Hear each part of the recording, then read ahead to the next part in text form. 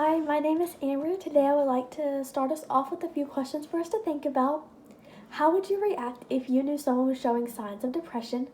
What actions would you take if you knew someone was going to attempt suicide? And finally, would you be that friend that listens if you are needed? I hope to all of those questions that you had a positive outcome, that you would be the friend to listen, that you would help prevent that person from committing suicide, and that you would help reach out to other people to help your friend with depression. Hope is always there. I took the time to research so much information about depression and suicide prevention and other resources to help depression today to provide to you the most up-to-date information. I gathered my information from Health Central, Suicide Prevention Resource Center, Mayo Clinic, Single Care, and so many more. The way that this topic relates to the audience is that we all feel emotions. We go through so many emotions as humans.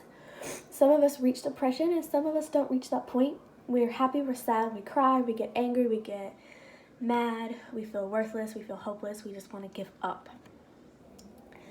So today I believe that depression can be helped by suicide prevention and a few other sources as well. Today I will be talking about the problem, which is depression, and how the solution, suicide prevention, can help. The problem. So the problem is depression, which we know is we just feel tired, we feel hopeless, we feel emptiness, we don't want to be here. It can lead to suicidal thoughts. We just want to give up. It's 264 plus million Americans are affected by depression worldwide. I gathered that information from World Health Organization. Major depression disorder, or also known as MDD, is a long-term loss in your day-to-day activities. It is a very big known depression. 16.1 million American adults are affected by MDD.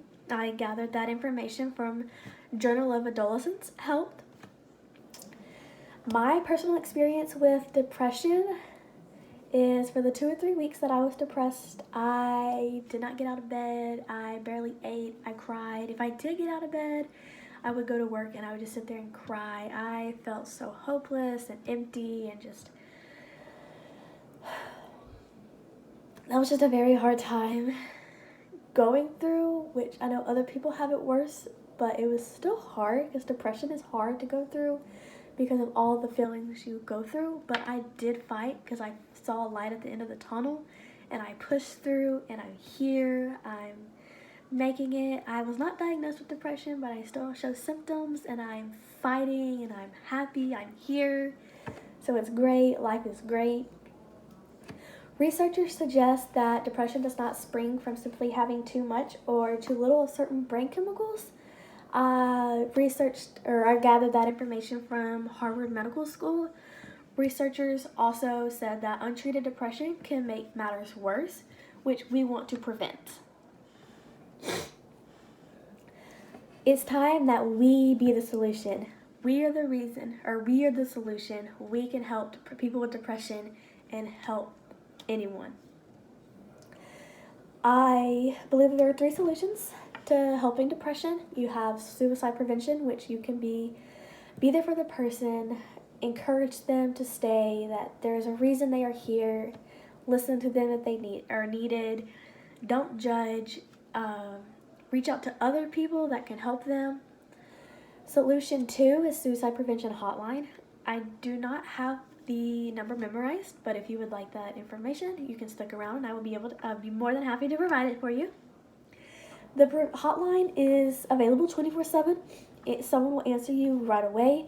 They will talk to you, give you all the advice you need. If you are looking for advice, they are there to listen. They will help you. They will give you other medical resources to reach out to, and they are just there to listen, to help you to stay and push through and not give up.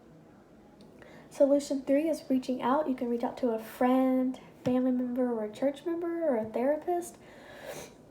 They are all there to listen. Some people would rather do someone they know so they don't feel judged, or they would rather do someone that they don't know so they can just be completely open to someone who just doesn't know their background. Nothing costs. Reaching out to a therapist might cost. They have a small fee because it's their job. There is no time for any of this. Like, go reach out at any time of the day. Like, someone is always there.